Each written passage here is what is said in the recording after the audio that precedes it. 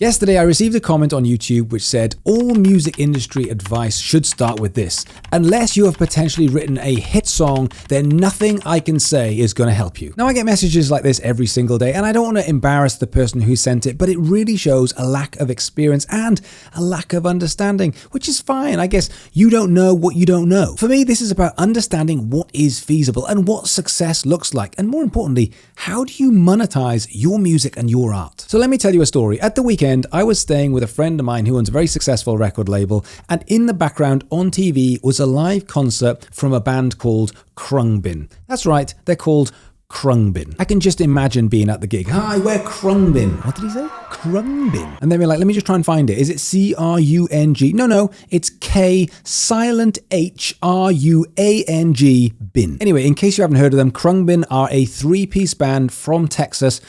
Mostly instrumental, although there are some vocals, but those vocals tend to be mostly for effect. Now, whilst I was watching, I was transfixed. This band is amazing. The rhythm section is absolutely banging. Loads of room for psychedelic guitars. Very, very interesting. Very, very hipster, but very, very interesting band. Now, you might be sat there thinking, of course I've heard of Krung. Well, I hadn't heard of Krung, but I think it's fair to say that Krung haven't had a charting success, as in they haven't had a top 10 hit. I think it's fair to say that their faces haven't been plastered all over the biggest magazines. I think it's fair to say they haven't headlined the biggest festivals. Do they have a dedicated fan base who are prepared to spend money on being part of the Krung tribe? Absolutely. Can they tour? Yes. Can they sell merch? Absolutely. Does all of this add up to lots of opportunities that not only that they can play and enjoy, but also monetize? Absolutely right they do. And have they written that potential smash hit? Well, not really, but at the same point, when you go on Spotify, their top track has had over 140 million plays. Now, to put that into perspective, that is the same size as the population of Russia. So would you call that a hit song? Well, I guess it depends if you're talking charting, because it's very difficult to have a charting track when you've got no vocals on most of your music. But as a brand, as a band, does it add up? Well, let me put some stuff into perspective. Tonight, on the day I'm recording this video, they are about to headline a 3,000 capacity venue, and tickets sell for around about $50, although some of them do go up to $75. That is a gross of $150,000 for tonight. Now, that doesn't take into consideration the merch on the night. We're just talking ticket sales. And outside of touring, what about streaming? Well, if you look at their top 10 tracks, they add up to around about 500 million streams, about 500 million streams, and that's just on Spotify. So if you do your 0.003, well, you're looking at around about $1 million, maybe a bit more. And that doesn't take into consideration Amazon or Apple or Deezer or Tidal. That's just Spotify alone. So does it help to have a smash hit? Of course it does. Does it help to have viral content? Of course it does. But is it imperative to have those things? Absolutely not. Now you're dealing with something different. You're dealing with the charts versus a brand that has built around an audience that you can monetize, an audience that will bring you in more and more opportunities, and that momentum will grow. And the more it grows, the more you're able to get in front of people. And the more you're able to get in front of people, the more they appreciate and join the tribe. So when someone says it's all about the music, yes, it's all based around the music and the brand. If someone says you need to have a hit, well, not anymore you don't. Maybe you would if you were signed to a major in the 80s or the 90s, because of the amount of money that would go into the artist from the record label. But fast forward to now it's different parameters. Now there's different goals, different targets, and different measures of success.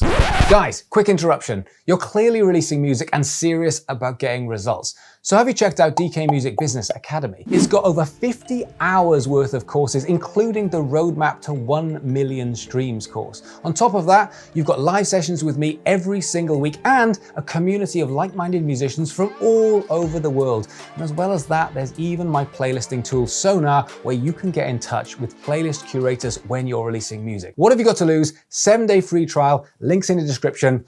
Let's crack on with the video. So when I hear someone saying you're not going to be successful unless you have that potential hit, all I think is, Well, now you're making excuses. You're making excuses for your brand. You're making excuses that your message isn't strong enough. You're making excuses that you can't make content and music that is connecting with people. It's saying I'm lacking. It might not be saying you're lacking in talent, but it is saying you are lacking somewhere, in some part of the ability to connect with people. And so you might call that marketing, but I don't think it is. This is artistry. And so when you can't connect with an audience, even if you have a hit record on your hands, you still have to be able to connect with those people. But most importantly, it goes to show that you don't need to have the hit record. You do have to have good music that connects.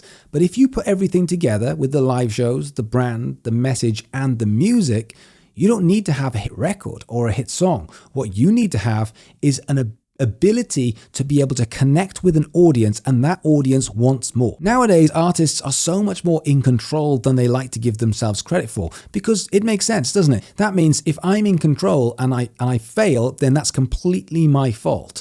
And I can't really excuse that because I've failed because of myself.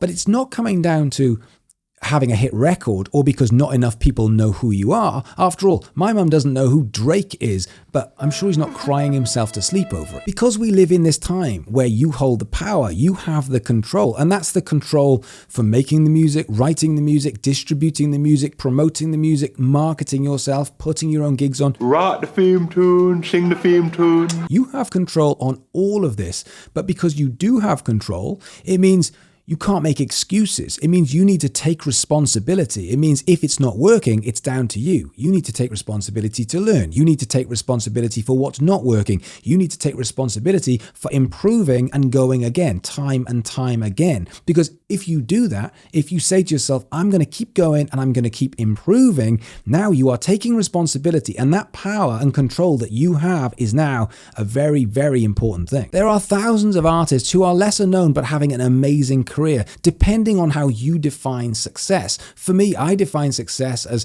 if you are building that audience, which you can monetize, which means you don't have to get the dreaded day job, and you can build that momentum in order to gain opportunities, which could be performances, gigs, tours, merch, connecting with people. If you can do that, I define that as success. So they might not be as successful as Coldplay, but at the same point, they are getting to wake up and do what they love every single day, which is writing, creating, performing, and at the same time, monetizing their art. It goes back to that age-old boring argument and excuse of music is not the same as it used to be. No, it's much better than it used to be. The problem is you just haven't found it. There are so many amazing artists out there doing what you would probably love. If you haven't found it, that's a very different thing. But what this does show is you don't need to go anywhere near the charts. You can have a great career writing music as long as it connects with people. And some people don't want you to write music that goes in the charts. They don't want to listen to music that's in the charts. They might want to listen to a 16-minute bonanza of prog rock. They might want to listen to a 14-minute classical piece of music. That doesn't mean it's unsuccessful because it's not charting. It just means I have to find my niche. And if I can find my niche and then I can build the journey for the audience, then I can monetize them, because there's so many great ways that you can take control of monetization, whether that's ticketing and touring, whether it's merchandise, or whether it's fan clubs and Patreon. There's loads of ways to do it. Hit records have nothing to do with it. So I would like you to leave some examples of some artists and bands like Krung. Artists and bands who might be lesser known, but are successful in their own sphere, in their own genre. They're still monetizing. They're still able to find these opportunities. I want you to leave them in the comments below, because I'll be checking them out over the next few days. Otherwise, if you can do me a favor, hit that like, hit that subscribe button, because it does make a huge difference to the YouTube algorithm. Other than that, don't worry about writing that hit record. Just make music that connects with people. And also, go and check out Krung and their awesome grooves. Cheers. I'll see you soon.